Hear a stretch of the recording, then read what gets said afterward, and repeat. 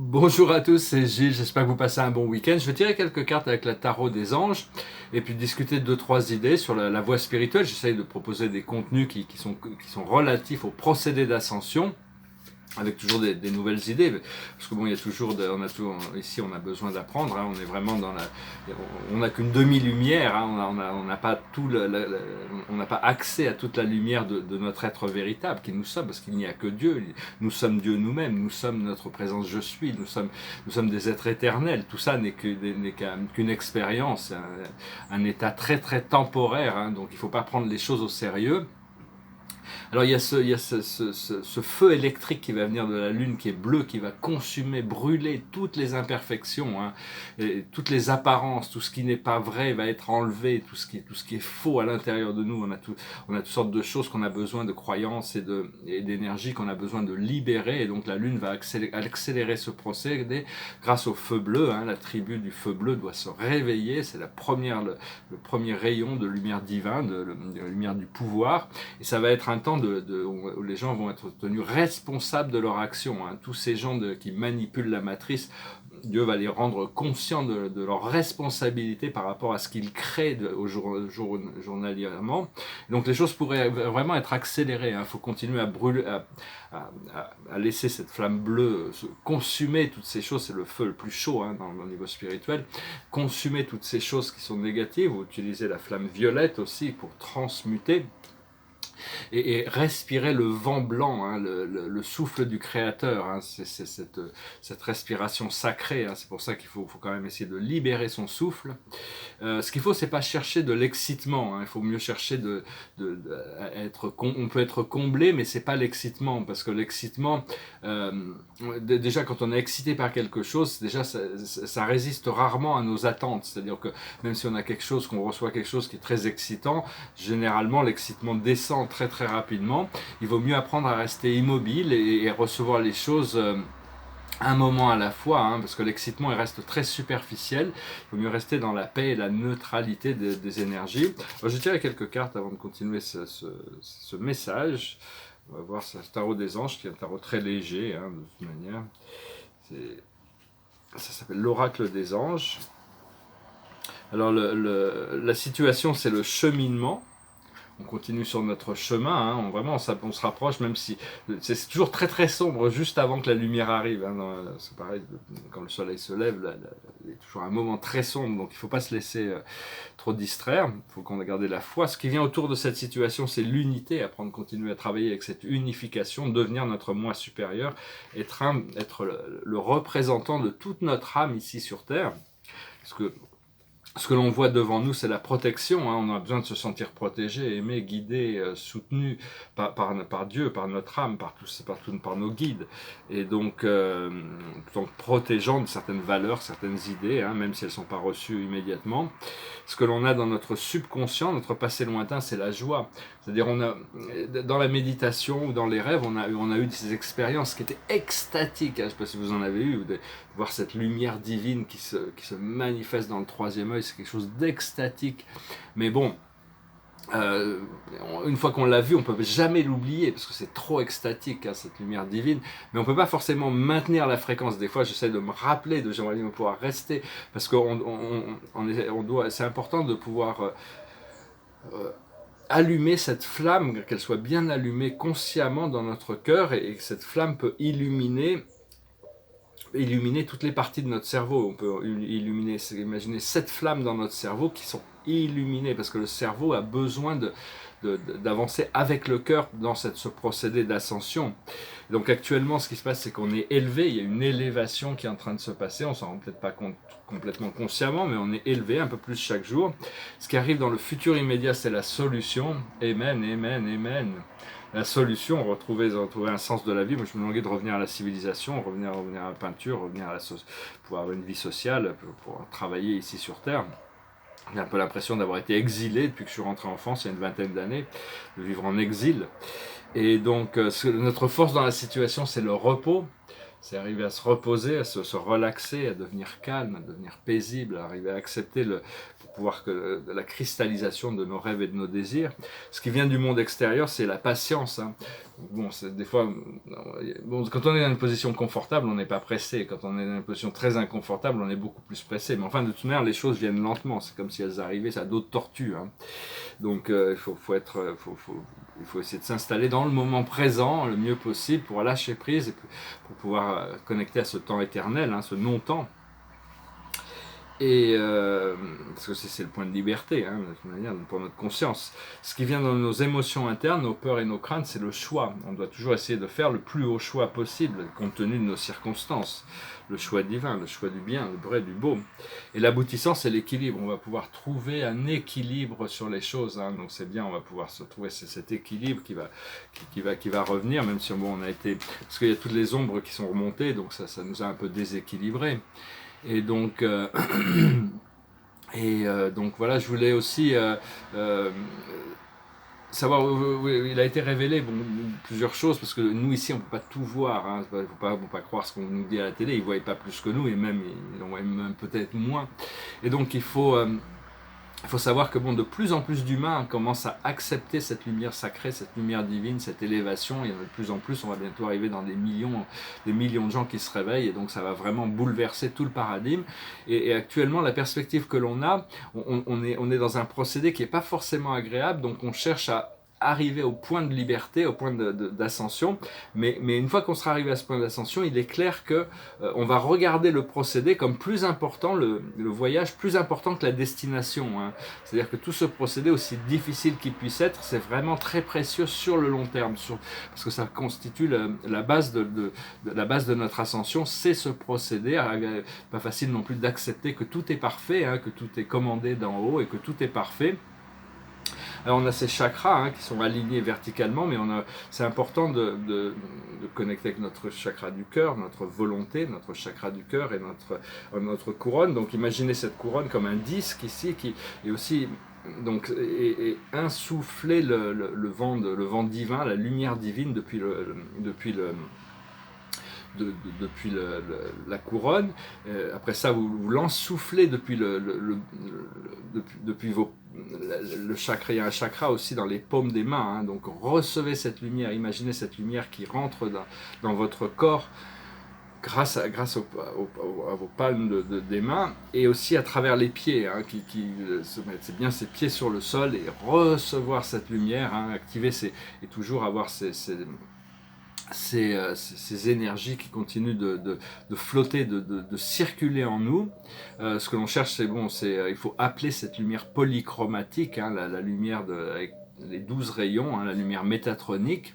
C'est la vie, hein, c'est l'essence du Créateur, ça flotte du Créateur dans toutes les êtres et toutes les choses qui créent l'expansion, ça vient du grand vide, et c'est toute cette lumière, cette spirale d'énergie qui descend. Alors tout est fait de cette lumière en réalité, c'est l'essence de ce qui on est. Et cette particule de lumière s'appelle des particules d'adamantin. Autrefois on appelait ça la rivière de la vie. Éventuellement on va pouvoir l'atteindre. Et pour nous elle commence dans la partie supérieure de la 4e dimension. C'est une spirale qui monte jusque dans la 12e dimension. Et après qui flotte dans le grand soleil central, qui retourne à notre Père Mère Dieu, qui va dans le multiverse, dans l'univers des univers, et qui retourne à la source. Donc c'est une grande spirale. Pour nous, notre spirale, on a une spirale ascendante qui est plus petite, hein, c'est parce que bon, on la trouve au début de la 4e dimension, et elle grandit au fur et à mesure que l'on intègre et on apprend. Mais on doit l'activer grâce à nos intentions positives, grâce à notre respiration sacrée et notre concentration sur la lumière. Hein. C'est une spirale qui est moins, notre spirale ascendante est moins expansive que celle qui descend du Créateur, hein, inévitablement, parce qu'elle est universelle. Et donc voilà, je vais retirer quelques cartes et puis exprimer quelques idées en plus. Alors avec la carte des Akash, on va voir pour la journée, la plus haute sagesse, c'est les arbres. Les arbres sont des êtres intelligents, magnifiques, extraordinaires. Hein. Aujourd'hui, je suis pas dans la nature, mais bon, je vais y retourner. Je vais aller faire, aller faire un tour dans la nature. De toute manière, c'est très important de rester bien en contact avec la nature, essayer de recevoir, parce qu'eux le reçoivent d'une manière très très pure. Hein. Ils reçoivent le flot de la vie. Les arbres sont très très puissants. C'est aussi ce qui nous apprend à grandir, à nous ancrer dans la terre et nous élever vers le ciel. Ce que l'on doit faire, ce que l'on doit comprendre, c'est les Celtes, c'est le pouvoir justement. Les Celtes, les druides savaient que les arbres étaient des êtres merveilleux et divins. C'est utiliser les pouvoirs magiques qui sont dans la nature, connectés au monde des élémentaux. Retrouver aussi le pouvoir de guérir par les plantes. Il y a toutes sortes de choses qui comprennent un peu ce pouvoir des Celtes. Ce que l'on doit faire, c'est les arts, essayer de trouver des moyens créatifs pour embellir notre vie. Hein. Ça me manque de pas me languir d'avoir un atelier, pouvoir recommencer à peindre. Et l'aboutissant, c'est se libérer de l'esclavage et de l'emprisonnement. Hein. La porte est ouverte. Elle a toujours été ouverte sur l'accès vertical. Donc c'est juste qu'il faut arriver à lâcher prise de tout notre passé qui nous enferme, qui nous enferme dans des limitations qui sont plus acceptables et rester vraiment sur les rails. Hein. Rester comme une locomotive qui tire ses wagons. Rester bien sur le train, le train de l'ascension, l'express vers le paradis. Et donc, je sens qu'il va bientôt y avoir des trains physiques. Je pourrai prendre le train. Je pense qu'on parle beaucoup de Paris, donc je pense que bon, il va y avoir un point de liberté à un moment donné qui va s'ouvrir. Et je voulais dire, c'est très courageux pour tous ceux qui doivent porter des masques, tous les professionnels. Moi, je vois que rien que dans les transports pendant 10 minutes, 15 minutes, il faut que je puisse respirer par le nez. En effet, pour respirer de l'oxygène, c'est complètement insoutenable de ne pas pouvoir respirer de l'oxygène, d'être étouffé par ces masques. Hein. C'est très courageux, les professionnels n'ont pas le choix. J'espère que ça va rapidement passer. Il a été annoncé que le président Trump aux États-Unis va bientôt finir sa mission, il va être réélu et il est protégé pour créer cette transformation du système monétaire mondial. Après ça, il se mettra de côté, hein, mais bon, c'est vraiment bon. Ça serait une bonne chose, hein, et parce que bon, ça va créer, on va passer d'un système de pénurie à un système d'abondance.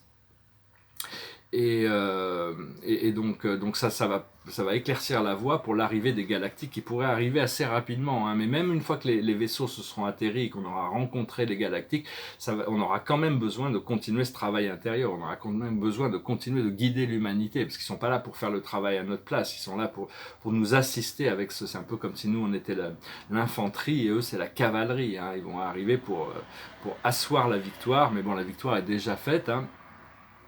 Et donc, parce que cette ascension, de toute manière, elle va prendre encore plusieurs années. Hein. Tant qu'on n'est pas prêt, dès qu'on est prêt, ça se passe. Ouais, le Christ ou le Bouddha ou les autres maîtres ascensionnés, indépendamment de ce qui se passait dans le monde, ils étaient prêts, ils sont ascensionnés. Hein. Donc mais enfin, au niveau du collectif, il y a une ascension collective qui se passe, qui va durer plusieurs années. Mais bon, on doit avancer, se préparer. Et c'est bien de demander de continuer. Il y a quelqu'un qui m'avait proposé, dit qu'il allait le faire. Et puis je pensais que c'était une bonne idée, avant de s'endormir, de demander d'être envoyé dans les vaisseaux dans la terre intérieure pour être nettoyé, purifié. Parce qu'on ne nous apprend pas le pouvoir de aucune école ou religion nous rappelle notre nature éternelle ou comment régénérer notre corps tous les jours, donner de l'énergie divine éternelle à notre corps pour trouver cette vitalité et cette force. Hein. Donc on se laisse un peu imbriquer dans d'autres énergies. Et donc, voilà, aussi savoir que bon, tous les pays, il y a beaucoup de pays, on voit ce qui se passe dans la troisième dimension, hein, les guerres, les oppressions, les tyrannies et tout ça. Mais en réalité, il y a quelque chose qui se passe dans la cinquième dimension qui est complètement différent. Chaque pays, peu importe, c'est très difficile hein, actuellement. Quand on regarde un peu ce qui se passe dans le monde, on tourne la télévision et il nous montre certaines choses. C'est extrêmement difficile ce qui se passe dans le monde. Il y a toutes sortes de choses qui remontent. Mais on ne voit que la troisième dimension. On ne voit pas l'aboutissant de tout ça. Une fois que la tyrannie et les lois draconiennes, la tyrannie sera enlevée, chaque pays aura sa mission de complémentarité dans l'évolution du monde terrestre. Hein. Donc, faut rester neutre et serein par rapport à tout ça. Et donc, voilà, je vais finir, je vais tirer une dernière carte et je finis une petite chanson. C'est une chanson qui nous dit que le monde a besoin, c'est de l'amour. It goes like this. What the world needs now is love, sweet love, That's the only thing that they're just too little of. What the world needs now is love, sweet love. No, not just for some, but for everyone. What the world needs now is love, sweet love. That's the only thing that they're just too little of. What the world needs now is love, sweet love. No, not just for some, but for everyone. What the world needs now is love, sweet love. That's the only thing that they're just too little of. What the world needs now is love, sweet love. No, not just for some, but for everyone. Tout le monde, c'est l'amour, c'est ce qui manque le plus sur Terre, alors que bon, parce qu'on vit dans un monde où énormément de gens sont complètement disconnectés de l'amour, hein, ils sont complètement dans le pouvoir de leur ego et de se servir pour obtenir du pouvoir sur les autres et toutes sortes d'abus de pouvoir qui sont encore en train de se passer, mais tout ça, ça va se nettoyer, hein, donc continuez à cultiver l'amour à l'intérieur de vous, aimez-vous les uns les autres, aimez-vous vous-même, c'est toujours, il faut s'aimer soi-même le plus possible, lâchez prise sur toutes ces illusions, toutes ces idées qu'on a de nous-mêmes, hein, se pardonner à soi-même pour toutes ces choses que l'on peut faire qui sont peut-être pas encore complètement en alignement avec notre être véritable, notre être divin. Et la carte de la journée, c'est la merveilleuse carte du 9 de Raphaël. Faites un vœu, vos rêves deviennent réalité, une période heureuse de votre vie. Ici, Raphaël, il a un chien, le symbole de la fidélité, et puis il est sur la plage hein, avec sa lampe, hein, c'est avec un génie qui peut exaucer les vœux. C'est la carte du miracle, la carte des réalités, d'un désir qui devient une réalité. Donc voilà, peut-être que ce week-end va apporter, ou cette semaine, ce week-end, hein, des choses extraordinaires. On ne sait jamais ce que demain va apporter de toute manière. Je vous salue, je vous remercie pour tout, et je vous dis à bientôt. Namasté.